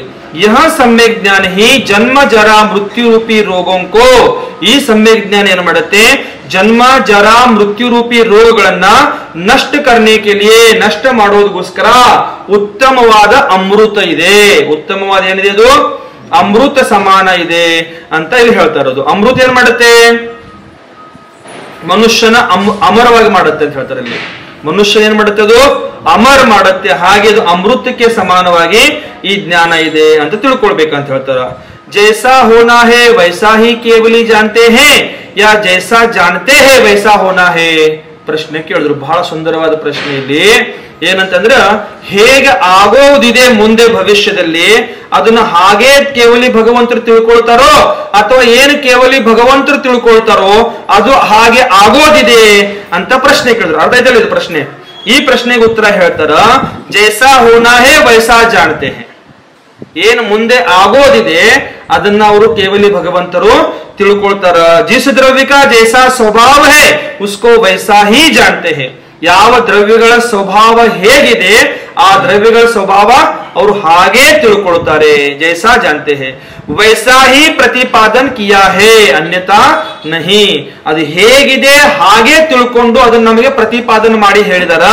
ಅನ್ಯತಾ ಅವ್ರೇನು ನಮಗೆ ಅವರಲ್ಲಿ ವಿಶೇಷವಾಗಿ ಒಗ್ಗರಣೆ ಕೊಟ್ಟು ಜೀರಿಗೆ ಸಾಸಿವೆ ಎಣ್ಣೆ ಗಿಣ್ಣೆಲ್ಲ ಹಾಕಿ ಅವ್ರು ವಿಶೇಷವಾಗಿ ಏನು ಅಲ್ಲಿ ನಮಗೆ ಪ್ರತಿಪಾದನ ಮಾಡಿಲ್ಲ ಅಂತ ತಿಳ್ಕೊಳ್ಬೇಕಿಲ್ಲ. ಅರ್ಥ ಆಯ್ತಾ? ಸಮझे नहीं ಶಿವಪ್ರಕಾಶ್ ಜಿ? ಏನ್ ಸಮझे? ಏನಿದೆ ಹಾಗೆ ಯಥಾರ್ಥ ಜ್ಞಾನ. ಕೇವಲಿ ಭಗವಂತರ ಜ್ಞಾನ ಯಾವುದು? ಯಥಾರ್ಥ ಜ್ಞಾನ. ಹೇಗಿದೆ ಹಾಗೆ ತಿಳ್ಕೊಂಡು ಅದನ್ನ ಹಾಗೆ ಪ್ರತಿಪಾದನೆ ಮಾಡಿದಾರ. ಅದರಲ್ಲಿ ಏನ್ ಮತ್ತೆ ಬೇರೆ ಯಾವುದು ಆಡ್ ಮಾಡಿಲ್ಲ ಅಥವಾ ಕಡಿಮೆ ಮಾಡಿಲ್ಲ ಅಂತ ತಿಳ್ಕೊಳ್ಬೇಕಿಲ್ಲ. ಅರ್ಥ ಆಯ್ತಾ? यदि ऐसा है तो जो आजकल क्रमबद्ध पर्याय की बात को सिद्ध करने के लिए, क्रमबद्ध पर्याय को सिद्ध करने के लिए केवली का सहारा लिया जाता है तो क्या वह सत्य है? ಹಾಗಾದ್ರೆ ಇಲ್ಲಿ ಹೇಳಿದ್ರು, ಹಿಂದೆ ಹೇಳಿರೋ ತರ ಇತ್ತಂದ್ರೆ ಇವಾಗ ಏನ್ ಇಲ್ಲಿ ಆ ಇವತ್ತಿನ ಕಾಲದಲ್ಲಿ ಕ್ರಮಬದ್ಧ ಪರ್ಯಾಯ ಅಂತ ಒಂದು ಶಬ್ದ ಬರ್ತಾ ಇರುತ್ತೆ. ಕ್ರಮಬದ್ಧ ಪರ್ಯಾಯ ಅಂತ ಶಬ್ದ ಬರ್ತಾ ಇರುತ್ತೆ. ಆ ಅದನ್ನ ಸಿದ್ಧ ಮಾಡ್ಕೊಳ್ಳೋದಕ್ಕೋಸ್ಕರ ಇಲ್ಲಿ ಕೇವಲಿ ಭಗವಂತರದ ಅವರು ಸಹಾಯ ತಗೊಂಡಿದಾರೇನ, ಸಹಾರ ಲಿಯಾ ಜಾತಾ ಹೇ ತೋ ಕ್ಯಾ ಯೇ ಸತ್ಯ ಹೇ? ಇದು ಕೇವಲಿ ಭಗವಂತರವರು ಏನ್ ಮಾಡ್ತಾರ, ರೆಫರೆನ್ಸ್ ಅಂತ ಹೇಳ್ತಿರಲ್ರಿ ನೀವು. ಅದಕ್ಕೆ ಕೇವಲಿ ಭಗವಂತರ ಜ್ಞಾನದ ರೆಫರೆನ್ಸ್ ತಗೊಂಡು ನಾವು ಹೇಳ್ತಿರ್ತೀವಿ. ಹಾಗಾದ್ರೆ ಇದು ಸತ್ಯ ಇದೆಯಾ ಅಂತ ಪ್ರಶ್ನೆ ಕೇಳಿದಾಗ ಅದಕ್ಕೆ ಉತ್ತರ ಹೇಳ್ತಾರ, ಯದಿ ಐಸಾ ಮಾನಾ ಜಾಯೆ ತೋ ಈಶ್ವರವಾದಿ ಕಾ ದೋಷ ಆತಾ ಹೇ. ಕ್ರಮಬದ್ಧ ಪರ್ಯಾಯ ಅಂದ್ರೆ ಪರಂಪರೆ. ಸಾಮಾನ್ಯ ಶಬ್ದದಲ್ಲಿ ನಿಮಗೆ ಕ್ರಮಬದ್ಧ ಪರ್ಯಾಯ ಅಂದ್ರೇನ? ಪರಂಪರೆ. ನಾವು ಹಾಗೆ ಕ್ರಮಬದ್ಧ ಪರ್ಯಾಯವನ್ನು ಮಾಡ್ಕೊಂತ ಹೋದ್ವಿ ಅಂತಂದ್ರೆ ಕ್ರಮಬದ್ಧ ಪರ್ಯಾಯ ಅಂದ್ರೇನ? ಒಂದು ಉದಾಹರಣೆಯಲ್ಲಿ ಹೇಳಿ ನೋಡೋಣ. ಪರಂಪರೆದ ಉದಾಹರಣೆ ಹೇಳ್ರಿ ಶಿವಪ್ರಕಾಶರೇ. ನಮ್ಮ ಮುತ್ತಜ್ಜ ಮಾಡಿದ್ರು, ಮುತ್ತಜ್ಜ ಆದ ಕೂಡಲೇ ನಮ್ಮ ಅಜ್ಜ ಮಾಡಿದ್ರು, ಅಜ್ಜ ಆದ ಕೂಡಲೇ ನಮ್ಮ ಅಪ್ಪ ಮಾಡಿದ್ರು, ಅಪ್ಪ ಆದ ಕೂಡಲೇ ನಾನ್ ಮಾಡಿದೆ, ನಾನು ಆದ ಕೂಡಲೇ ನನ್ನ ಮಗ ಮಾಡ್ತಾನ, ನನ್ನ ಮಗ ಆದ ಕೂಡಲೇ ಮೊಮ್ಮಗ ಮಾಡ್ತಾನ, ಮೊಮ್ಮಗ ಆದ ಕೂಡಲೇ ಮರಿ ಮೊಮ್ಮಗ ಮಾಡ್ತಾನ, ಮನಿ ಮಗ. ಹೀಗೆಲ್ಲ ಏನ್ ಕ್ರಮ ಹೋಗ್ತಾ ಇದೆಯಲ್ಲ ಇದು, ಇದಕ್ಕೆ ಕ್ರಮಬದ್ಧ ಪರ್ಯಾಯ, ಇದಕ್ಕೆ ಪರಂಪರೆ ಅಂತ ಹೇಳ್ತಾರ. ಇದನ್ನೇ ಮಾಡ್ಕೊಂತ ಹೋದ್ರೆ ಅದಕ್ಕೆ ಏನಂತ ಹೇಳ್ತಾರ? ಅದಕ್ಕೆ ಯಾವ ದೋಷ ಅಂತ ಹೇಳಿದ್ರು? ಈಶ್ವರವಾದಿ ದೋಷ ಅಂತ ಹೇಳ್ತಾರ. ಅದಕ್ಕೆ ಯಾವ ದೋಷ? ಅದು ಈಶ್ವರವಾದಿ ದೋಷ ಅಂತ ಹೇಳ್ತಾರ. ಈಶ್ವರವಾದಿ ದೋಷ ಅಂತ ಹೇಳಿದ್ರೆ ಯಾರೋ ಒಬ್ರು ಮಾಡಿಸ್ತಾ ಇದ್ದಾರೆ ಅಂತ ಹೇಳುವಂತದ್ದು. ಯಾರು ಮಾಡಿಸ್ತಾ ಇದಾರೆ? ಅಲ್ಲ, ಈಶ್ವರವಾದಿ ದೋಷ ಅಂತ ಹೇಳಿ ನಾನು ಭಾವಿಸ್ತೇನೆ. ಈಶ್ವರನ ಹೆಸರು ಹೇಳಿ ನಾವು ಅದು ಮಾಡ್ತಾ ಇರೋದು. ಈಶ್ವರ ಮಾಡಿಸ್ತಾ ಇಲ್ಲ ಇಲ್ಲಿ. ಅದು ಸರಿ ಅಲ್ಲ, ಹಾಗೆ ನಾನು ತಿಳ್ಕೊಂಡ್ರೆ ಅದು ಈಶ್ವರವಾದಿ ದೋಷ. ಯಾರೋ ಒಬ್ರು ಕರ್ತರು ಮಾಡಿಸ್ತಾ ಇದ್ದಾರೆ. ನಮ್ ಭಾವನೆಗಳದು ನಾವ್ ಹೇಳ್ತೀವಲ್ಲ, ಈ ಸೃಷ್ಟಿಗೆ ನಿರ್ಮಾಣ ದೇವರ ಇದ್ರೆ ಬಿಡ್ಲಿಕ್ಕಿಲ್ಲ. ಈ ಸೃಷ್ಟಿಗೆ ಯಾರು ನಿರ್ಮಾಣ ಮಾಡಿದವರು? ಯಾರು? ಬ್ರಹ್ಮ ಅಂತ ಹೇಳ್ತೀವಿ. ಪಾಲನ್ ಪೋಷಣೆ ಮಾಡೋದು ಯಾರು? ವಿಷ್ಣು ಅಂತ ಹೇಳ್ತೀವಿ. ಇದನ್ನ ಸಂಹಾರ ಮಾಡೋದು ಯಾರು? ಮಹೇಶ ಅಂತ ಹೇಳ್ತೀವಿ. ಇದೆಲ್ಲ ಈಶ್ವರವಾದಿ ಕಥನ ಆಯ್ತು. ಇದೆಲ್ಲ ಏನಾಯ್ತು? ಈಶ್ವರವಾದಿ ಕಥೆ ಆಯ್ತು. ನಾವ್ ಹೇಳ್ತೀವಲ್ಲ, ನೀವು ಹೇಳಿದ್ರಿ ನೋಡ್ರಿ ಇವಾಗ ಅದು ಯಾವ ಮಾತು? ನಿನಗೆ ದೇವರು ಬಿಡುದಿಲ್ಲ, ನಿನಗೆ ದೇವರು ಇದ್ರೆ ಅದು ಇದಾನ ದೇವರು, ಆದ್ರೆ ದೇವರು ನಿಮ್ನ ಯಾರನ್ನೂ ಹಿಡಿಯಲ್ಲ ಅವ. ಇಲ್ಲಿ ಏನ್ ಹೇಳುದು? ನಿಮ್ಮನ್ನ ದೇವರು ಬಿಡೋಂಗಿಲ್ಲ. ದೇವರು ನಿಮ್ಮನ್ನ ಹಿಡ್ಕೊಂಡು ಕುಂಡಾಗ ಅವ ಪಾಪ ಮತ್ತೆ ಅಲ್ಲಿಂದ ಇಲ್ಲಿ ಕೆಳಗೆ ಬರ್ಬೇಕು. ದೇವರು ನಿಮ್ಮನ್ನ ಹಿಡಿಯೋದಿಲ್ಲ, ನಿಮ್ಮನ್ನು ಬಿಡಿಯೋದಿಲ್ಲ. ನಿಮ್ಮನ್ನ ಹಿಡಿಯೋದು ಯಾರು, ಬಿಡೋದು ಯಾರು? ನಿಮ್ಮ ಕರ್ಮಗಳು. ಇದು ಶಬ್ದ ಇದೆಯಲ್ಲ, ಶಬ್ದ ನಾವು ಸ್ವಲ್ಪ ಬದಲಾವಣೆ ಮಾಡ್ಬೇಕು. ಏನು? ದೇವರು ನಿಮಗೆ ಶಾಪ ಕೊಡ್ತಾನ, ದೇವರು ನಿಮಗೆ ದಂಡ ಕೊಡ್ತಾನ, ದೇವರು ನಿಮಗೆ ಶಾಪ ಕೊಡ್ತಾನ, ದೇವರು ನಿಮಗೆ ಕಷ್ಟ ಕೊಡ್ತಾನ, ದೇವರು ನಿಮಗೆ ಸುಖ ಕೊಡ್ತಾನ ಅನ್ನೋಂತ ಈ ಶಬ್ದಗಳು ಏನಿದಾವಲ್ಲ, ಇದನ್ನ ನಾವು ಸ್ವಲ್ಪ ಬದಲಾವಣೆ ಮಾಡ್ಬೇಕು. ಆ ದೇವರ ಸ್ಥಾನದಲ್ಲಿ ಕರ್ಮ ಅನ್ಬೇಕು. ನಾವು ದೇವರ ಸ್ಥಾನದಲ್ಲಿ ಕರ್ಮ ಅಂತ ಹೇಳ್ಬೇಕು. ನಮ್ಮ ಜೈನ ಧರ್ಮದ ಮೂಲ ಸಿದ್ಧಾಂತ ಯಾವುದು? ಕರ್ಮ ಸಿದ್ಧಾಂತ. ಜೈನ ಧರ್ಮದ ದೇವರ ಸಿದ್ಧಾಂತ ಇಲ್ಲ. ನಮ್ಮಲ್ಲಿ ಈಶ್ವರವಾದಿ ಕಥನ ಇಲ್ಲ. ನಮ್ಮಲ್ಲಿ ಯಾವ ಕಥನ ಇದೆ? ಕರ್ಮ ಸಿದ್ಧಾಂತ ಕಥನ ಇದೆ. ನಮ್ಮಲ್ಲಿ ಈಶ್ವರವಾದಿ ಕಥನ ಇಲ್ಲ. ದೇವರು ಬಂದು ಯಾರಿಗೂ ದಂಡ ಕೊಡಲ್ಲ. ಯಾರು ಬಂದಿಲ್ಲಿ ನಿಮ್ಮನ್ನ ಮಾಡಿಸ್ತಾ ಇದಾರೆ, ನಿಮ್ಗೆ ಯಾರು ತೊಂದರೆ ಕೊಡ್ತಾರೆ, ನಿಮ್ಗೆ ಸುಖ ಕೊಡ್ತಿದ್ದಾರೆ, ನಿಮ್ಗೆ ಒಳ್ಳೇದ್ ಮಾಡ್ತಾರೆ, ಕೆಟ್ಟದ್ ಮಾಡ್ತಾರೆ, ಪಾಪ ಪುಣ್ಯ ಇವೆಲ್ಲ ಏನಿದಾವ, ನಾವು ಮಾಡಿರುವಂತ ಪಾಪ ಪುಣ್ಯದ ಕರ್ಮದ ಉದಯ, ಪುಣ್ಯ ಕರ್ಮದ ಉದಯ. ಇಲ್ಲಿ ಯಾವುದೋ ಪಾಪ ಪುಣ್ಯದ ಕರ್ಮದ ಉದಯ ಇಲ್ಲದೆ ಯಾವುದೋ ಕೆಲಸ. ಮತ್ತೆ ಯಾಕೆ ದೇವರು ಬೆನ್ನತ್ತೋದು? ದೇವರಿಗೆ ಯಾವ ರೀತಿ ಬೆನ್ನು ಹತ್ತಿದೀವಿ ಅಂತಂದ್ರೆ, ನಿಮ್ದೆಲ್ಲಾ ಸಹವಾಸಗಳು ಬೇಡ ಬೇಡ ಅಂತ ಹೋಗಿ ಕಾಡಲ್ಲಿ ಬೆಟ್ಟದ ಮೇಲೆ ಎಷ್ಟೆಷ್ಟೋ ದೂರದಲ್ಲಿ ಹೋಗಿ ಕೈಲಾಸ ಪರ್ವತ ಆದಿ ಅಂತ ಮಹಾನ್ ಪರ್ವತದಲ್ಲಿ ಹೋಗಿ ಕೂತ್ಕೊಂಡ್ರು ಕೂಡ ಈ ಜನ ಮೂಡು ಜನ ಆ ದೇವ್ರನ್ನ ಅಲ್ಲೂ ಬಿಡ್ತಿಲ್ಲ ಸುಖವಾಗಿರ್ಲಿಕ್ಕೆ. ಹೌದಿಲ್ಲ? ಅಲ್ಲೂ ಬಿಡ್ತಿಲ್ಲ ಸುಖವಾಗಿರ್ಲಿಕ್ಕೆ. ಸಮ್ಯ ಶಿಖರದಲ್ಲಿ 20 ಜನ ತೀರ್ಥಂಕರು ಈ ವರ್ತಮಾನ ಕಾಲದಲ್ಲಿ ಮೋಕ್ಷಕ್ಕೆ ಹೋದ್ರು. ಎಷ್ಟೋ ಮುನಿಗಳು, ಎಷ್ಟೋ ಮುನಿ ಭಗವಂತರು ಅಲ್ಲಿಂದ ಕೇವಲ ಜ್ಞಾನ ಪಡ್ಕೊಂಡು, ಮೋಕ್ಷ ಪಡ್ಕೊಂಡು, ಮುಕ್ತಿ ಪಡ್ಕೊಂಡ್ರು. ಸುಖವಾಗಿ ಹೋಗ್ಬೇಕಂತ ಅಂತ ಪರ್ವತದ ಮೇಲೆ ಹೋದ್ರು ಕೂಡ ಅಲ್ಲೂ ಸಹ ಭಗವಂತರನ್ನು ಸುಖವಾಗಿರ್ಲಿಕ್ಕೆ ಬಿಡ್ತಿರಲ್ಲ ನೀವು. ಹೌದಿಲ್ಲ? ಭಗವಂತ ಬಂದ್ ನಿಮ್ಗೇನ್ ಕಾಡ್ತಾ ಇದ್ದಾನ? ದರ್ಶನಕ್ಕೆ ಹೋಗದಪ್ಪ, ದರ್ಶನ ಮಾಡಿ ಸುಮ್ಮನೆ ಬರಲ್ಲ. ಅದ್ ನಿಮ್ದು ಅಲ್ಲ, ನಮ್ದು ಅಲ್ಲ, ನಮ್ಮ ಅಪ್ಪಂದು ಅಲ್ಲ, ನಿಮ್ಮ ಅಪ್ಪಂದು ಅಲ್ಲ, ಯಾರ್ದೋ ಭಗವಂತದ್ದು ಅಲ್ಲ. ಅದು ಏನೋ ಪ್ರಕೃತಿ ಇದೆ. ಪ್ರಕೃತಿಗೆ ಹಕ್ಕದಾರ ಯಾರ್ದಾರ, ಅಧಿಕಾರ ಯಾರ್ಯಾರ್ದಿದೆ? ಎಲ್ಲರದು ಇದೆ. ಎಲ್ಲರದು ಪ್ರಕೃತಿ ಇದೆ. ಅದು ಅಲ್ಲಿ ವಿಪರೀತ ಆಗಬಾರ್ದಂತ ಒಂದು ವ್ಯವಸ್ಥೆ ನಡೆಸ್ಬೇಕಷ್ಟೇ. ಅಲ್ಲಿ ವಿಪರೀತ ಆಗಬಾರ್ದಂತ ಒಂದು ವ್ಯವಸ್ಥೆ ನಡೆಸ್ಬೇಕಷ್ಟೇ. ಆ ವ್ಯವಸ್ಥೆಗೋಸ್ಕರ ನಂದು ನಿಂದು ಅಂತ ಜಗಳಾಡಿ ಸಾಯ್ತಾ ಇದಾವ. ಅಲ್ಲಿ ಕೋರ್ಟ್ ಕಚೇರಿ ಎಲ್ಲಿ ತನಕ ಹೋಗಿದಾವೆ ಏನೋ ನಾವು ವಿಷಯಗಳು ನೋಡ್ರವ. ಇಲ್ಲಿ ಯಾರ್ದು ಇಲ್ಲ, ಇದು ಭಗವಂತಂದು ಇಲ್ಲ. ಭಗವಂತನ ಎಲ್ಲ ಬಿಟ್ಟು ಹೋಗ್ಬಿಟ್ಟಾನ. ನಾವು ನಾಳೆ ಇದನ್ನು ಬಿಟ್ಟು ಹೋಗೋದೇವ. ನಾವು ಇಟ್ಕೊಂಡು ಕೊಂಡೋರ್ದೇವ ಸಮ್ಯ ಶಿಖರ್ಜಿ ನಮ್ಮ ತಲೆ ಮೇಲೆ ಇಲ್ಲ. ನಾವು ಇಟ್ಕೊಂಡು ಕೊಂಡೋರಿಲ್ಲ, ಆದಿವಾಸಿಗಳು ಕೂಡ ಇಟ್ಕೊಂಡು ಕೂರೋರಿಲ್ಲ. ಅವ್ರು ಇರೋ ತನಕ ಇಂಥದ್ದೇ ಮಾಡೋದು, ನಾವಿರೋ ತನಕ ಇಂಥದ್ದೇ ಮಾಡೋದು. ಇಂಥದ್ದು ಮಾಡ್ಕೊಂಡು ಜಗಳಾಡಿ ಸಾಯ್ತದ. ಆ ದೇವ್ರನ್ನ ಅಲ್ಲೂ ಬಿಡ್ತಿಲ್ಲ. ನಾವು ಸಮಾಧಾನ ಇರ್ಲಿಕ್ಕೆ ಬಿಡ್ತಾ ಇದೀವಾ? ಹೇಳ್ರಿ, ನೋಡ್ರಿ, ವಿಚಾರ ಮಾಡ್ರಿ. ಬಸ್ತ್ಯಾಗ ಕೂತಿದ್ದ ದೇವ್ರನ್ನು ಬಿಡ್ತಿಲ್ಲ ನಾವು. ಬೆಟ್ಟದಲ್ಲಿ ಕೂತಿದ್ದ ದೇವ್ರನ್ನ ಹೆಂಗ್ ಬಿಡ್ತೀವಿ? ಹೌದಿಲ್ರಿ? ಬಸ್ತ್ಯಾಗ ಕೂತಿರುವಂತ ದೇವ್ರನ್ನೇ ಬಿಡ್ತಿಲ್ಲ ನಾವು. ಇನ್ನು ಬೆಟ್ಟದ ಮೇಲೆ ಕೂತಿರುವಂತ ದೇವ್ರನ್ನ ಹೆಂಗ್ ಬಿಡ್ತೀವ? ಅಂತ ವಿಪರೀತ. ಇದಕ್ಕೆಲ್ಲ ಈಶ್ವರವಾದಿ ಕಥನ ಅಂತ ಹೇಳ್ತಾರ. ಇದು ಈಶ್ವರವಾದಿ ಕಥನ ನಮ್ದಲ್ಲ, ನಮ್ದು ಸಿದ್ಧಾಂತವಾದಿ ಕಥನ ನಮ್ದು. ಅದಕ್ಕೆ ಅನೇಕಾಂತವಾದ ಕಥನ ಅಂತ ಹೇಳ್ತಾರೆ. ನಮಗೆ ನಮ್ಮ ಧರ್ಮದ ಕಥನ ಯಾವ್ದಿದೆ ಅಂತಂದ್ರೆ ಅನೇಕಾಂತ ಕಥನ ಅಂತ ತಿಳ್ಕೊಳ್ಬೇಕಿಲ್ಲಿ. ಅರ್ಥ ಆಯ್ತಾ? ಕ್ಯೋಂಕಿ ಈಶ್ವರವಾದಿಯೋನೇ ಈಶ್ವರ ಕೋ ಕರ್ತಾ ಮಾನ್ಕರ್. ಯಾಕಂತಂದ್ರೆ ಈಶ್ವರವಾದಿಗಳು ಈಶ್ವರ್ಗೆ ಕರ್ತಾ ಅಂತ ತಿಳ್ಕೊಂಡು ಈಶ್ವರಕ್ಕೆ ಭರೋಸೆ ಬೈಟ್ ಗಯೇ ಹೇ. ಈಶ್ವರನ ಭರೋಸೆಯಲ್ಲಿ, ಈಶ್ವರನ ವಿಶ್ವಾಸದಲ್ಲಿ, ಈಶ್ವರನ ನಂಬಿಕೆಯಲ್ಲಿ ಕೂತ್ಕೊಂಡ್ಬಿಟ್ಟಾರವರು. ನನ್ನ ಬಂದು ಮೋಕ್ಷ ಕರ್ಕೊಂಡು ಹೋಗ್ಲಿ ಭಗವಂತ ಅಂತ ಹೆಂಗ್ ಕೂತ್ಕೊಂಡಾರ? ಭಗವಂತ ಬಂದು ನನ್ನನ್ನು ಮೋಕ್ಷಕ್ಕೆ ಹೋಗ್ತಾನ?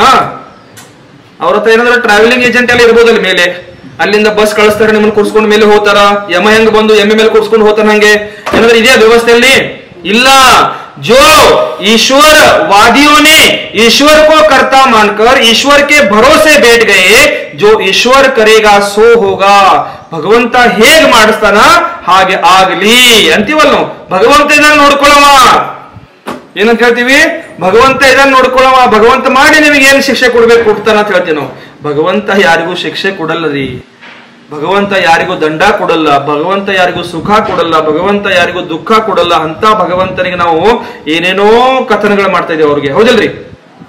ಮತ್ತೆ ಹೇಳ್ತಾರ ಸ್ವಯಂ ಪುರುಷಾರ್ಥ ಹೀನ ಹೇ ಐಸೆ ಹಿ ಕ್ರಮಬದ್ಧ ಪರ್ಯಾಯ ವಾಲೆ ಜೀವ್. ಇಂಥ ಕ್ರಮಬದ್ಧ ಪರ್ಯಾಯದ ಏನು ಜೀವಿಗಳಿದಾರ, ಜೋ ಸರ್ವಜ್ಞ ಜಾನ और देखा वही होगा. ಏನ್ ಸರ್ವಜ್ಞ ನೋಡಿದರೆ ಏನ್ ತಿಳ್ಕೊಂಡಿದ್ದಾರೆ ಅದೇ ಹಾಗೆ ಆಗೋದು. ऐसा समझकर मोक्ष मार्ग में ಈ ರೀತಿ ತಿಳ್ಕೊಂಡು ನಾವು ಮೋಕ್ಷ ಮಾರ್ಗದಲ್ಲಿ ಸಂಯಮ ಚಾರಿತ್ರಕೋ ಪಾಲನ करने के लिए ಸಂಯಮ ಮತ್ತು ಚಾರಿತ್ರ್ಯದ ಪಾಲನೆ ಮಾಡಿಕೊಳ್ಳೋದಕ್ಕೋಸ್ಕರ ಪಾಲನೆ ಮಾಡ್ಬೇಕಂತ ನಾವೇನ್ ಮಾಡ್ಬೇಕು, ಅನುತ್ಸಾಹಿ ಹೋ ರಹೆ ಹೇ. ಅನುತ್ಸಾಹಿ, ಉತ್ಸಾಹ ಇಲ್ಲ ಅಲ್ಲಿ, ನಮ್ಮ ಹತ್ರ ಉತ್ಸಾಹ ಇಲ್ಲ, ಭಗವಂತ ಇದಾನಲ್ಲ ಮಾಡ್ತಾನೆ ಹೋಗುತ್ತೆ ಅದು. ಆ ರೀತಿ ಭಾವನೆ ಇರಬಾರ್ದು, ನಮ್ಮಲ್ಲಿ ಉತ್ಸಾಹ ಇರಬೇಕು. ಉತ್ಸಾಹ ಪೂರ್ವಕ ಅರ್ಥಾತ್ ಪುರುಷಾರ್ಥ ಮಾಡಿ ನಾವೇನ್ ಮಾಡ್ಕೊಳ್ಬೇಕು, ನಮ್ಮ ಕ್ರಮಬದ್ಧ ಪರ್ಯಾಯವನ್ನು ನಾಶ ಮಾಡಬೇಕು ಅಂತ ತಿಳ್ಕೊಳ್ಬೇಕಿಲ್ಲಿ. ಪುರುಷಾರ್ಥಹೀನ ಆಗ್ಬಿಟ್ರಿ, ಅನುತ್ಸಾಹಿ ಆಗ್ಬಿಟ್ರಿ ಅಂದ್ರ ನೀವ್ ಯಾರಾದ್ರಿ ಈಶ್ವರವಾದಿಗಳಾಗ್ಬಿಟ್ರಿ. ಯಾವ ವಾದಿಗಳಾದ್ರಿ? ಪುರುಷಾರ್ಥಕ್ಕೆ ಬೆಲೆನೇ ಇಲ್ಲ. ಹಾಗಾದ್ರೆ ಈಶ್ವರವಾದಿಗಳಾದ್ರೆ ಪುರುಷಾರ್ಥಕ್ಕೆ ಬೆಲೆನೇ ಇಲ್ಲ ಅಂತ ತಿಳ್ಕೊಳ್ಬೇಕಿಲ್ಲಿ. और इसी का फल है कि आजकल क्रमबद्ध पर्याय पर विश्वास करने वाले एक भी व्यक्ति महाव्रतों को धारण करने में तत्पर नहीं है. इधर फल ಏನಿದೆ, ಇದ್ರ ಫಲ ಏನ್ ಹೇಳಿದ್ರು? ಬೆಳಗ್ಗೆ ಹೇಳಿದ್ ನಮ್ ನವರತ್ನಮ್ಮ, ನಾವು ಮನೇಲಿ ಕೂತ್ಕೊಂಡು ಧರ್ಮ ಮಾಡ್ತೀವಿ, ನಾವು ಮನೇಲಿ ಕೂತ್ಕೊಂಡು ಸಾಧನೆ ಮಾಡ್ತೀವಿ. ಇವೆಲ್ಲ ಈಶ್ವರವಾದಿಗಳು. ಮನೇಲಿ ಸಾಧನೆ ಆಗಲ್ವಾ? ಮನೇಲಿ ಧರ್ಮ ಆಗಲ್ವಾ? ಈಶ್ವರವಾದಿ ಕಥನಗಳು ಇವೆಲ್ಲ. ಪುರುಷಾರ್ಥಕ್ಕೆ ಬೆಲೆನೇ ಇಲ್ಲ. ಇಲ್ಲಿ ಏನ್ ಹೇಳಿದ್ರು ನೋಡ್ರಿ ಅವರು, ಈ ರೀತಿ ಭಾವನೆ ಇಟ್ಕೊಂಡಿರುವಂತ, ಇಸ್ ಪ್ರಕಾರಕ್ಕೆ ಭಾವನೆ ಇಟ್ಕೊಂಡಿರುವಂತ ಅದ್ರ ಫಲ ಯಾವ ರೀತಿ ಇದೆ ಅಂತಂದ್ರೆ, ಆಜ್ಕಲ್ ಕ್ರಮಬದ್ಧ ಪರ್ಯಾಯ ಪರ ವಿಶ್ವಾಸ ಕರ್ನೆ ವಾಲೆ, ಇವತ್ತಿನ ಕಾಲದಲ್ಲಿ ಪರ್ಯಾಯಬದ್ಧ ಕ್ರಮಬದ್ಧ ಪರ್ಯಾಯಗಳ ಮೇಲೆ ವಿಶ್ವಾಸ ಇಟ್ಕೊಂಡಿರುವಂತ ಜೀವಿಗಳು ಯಾವ ರೀತಿ ಇದಾವಂತಂದ್ರ, ಏಕ ಬಿ ವ್ಯಕ್ತಿ, ಒಂದು ಸಹ ವ್ಯಕ್ತಿ ಮಹಾವ್ರತವನ್ನು ಧಾರಣೆ ಮಾಡ್ಕೊಳ್ಳಿಕ್ಕೆ ಇಷ್ಟ ಪಡ್ತಾ ಇಲ್ಲ, ತತ್ಪರರಾಗಿಲ್ಲ. ಯಾಕಿಲ್ಲ? ಈಶ್ವರವಾದಿಗಳಿದಾರ ಅವರು. ಏನಂತ ಹೇಳ್ತಾರ ಅವರು? ಭಗವಂತ ಇದ್ದಾನ, ಜನ್ಮ ಕೊಟ್ಟಿದಾನ, ಹೊಟ್ಟೆಗೆ ಹಾಕದೇ ಇರ್ತಾನ. ಜನ್ಮ ಕೊಟ್ಟಿದಾನಂತಂದ್ರೆ ಹೊಟ್ಟೆಗೆ ಹಾಕದೇ ಇರ್ತಾನ? ಹೊಟ್ಟೆಗೆ ಹಾಕ್ತಾನ, ಅವ ಏನಾದ್ರೂ ಮಾಡಿ ಹಾಕ್ತಾನ. ಇವ್ರು ದುಡಿಯೋದು ಬೇಡ. ಹುಟ್ಟಿಸಿದ ದೇವರು ಹುಲ್ಲು ಮೇಯಿಸ್ತಾನ ಅವನು? ಇಲ್ಲಲ್ಲ, ಅವನು ಒಳ್ಳೆ ಒಳ್ಳೆ ಐಟಮ್ಗಳು ತಂದು ಕೊಡ್ತಾನೆ ನಿಮ್ಗೆ ತಿನ್ಲಿಕ್ಕೆ, ತಿನ್ರಿ ಅವಾಗ ಕುತ್ಕೊಂಡು. ಈ ರೀತಿ ಕ್ರಮಬದ್ಧ ಪರ್ಯಾಯದಲ್ಲಿರುವಂತಹ ಜೀವಿಗಳು ಯಾವತ್ತೂ ಮಹಾವ್ರತಗಳನ್ನ ಧಾರಣೆ ಮಾಡಿಕೊಳ್ಳುವುದಿಲ್ಲ. ಯಾಕೆ ಮಾಡುವುದಿಲ್ಲ? ಅವ್ರು ಇನ್ನೊಬ್ಬರ ಮೇಲೆ ಡಿಫೆಂಡ್ ಆಗಿದಾರ, ಸ್ವಪುರುಷಾರ್ಥದ ಮೇಲೆ ಡಿಫೆಂಡ್ ಆಗಿ ಅವ್ರು ಇಲ್ಲ. ಸ್ವಪುರುಷಾರ್ಥಕ್ಕೆ ಅವರು ಬೆಲೆ ಕೊಡ್ತಿಲ್ಲ, ಪುರುಷಾರ್ಥಹೀನರಾಗಿದ್ದಾರ, ಅನುತ್ಸಾಹಿಗಳಿದಾರ, ಉತ್ಸಾಹ ಇಲ್ಲ ಅವ್ರ ಹತ್ರ. ಅಂತಹ ಜೀವಿಗಳದು ಯಾವತ್ತೂ ಕಲ್ಯಾಣ ಆಗುವುದಿಲ್ಲ. ಯಾಕಾಗುವುದಿಲ್ಲ? ಮುತ್ತಜ್ಜ, ಅಜ್ಜ, ಅಪ್ಪ, ನಾನು, ಮಗ, ಮೊಮ್ಮಗ, ಮರಿಮಗ ಅಂತ ಹೇಳ್ಕೊತ ಹೋಗ್ತೀವಲ್ಲ, ಇದು ಪರಂಪರೆ ಅಂತ.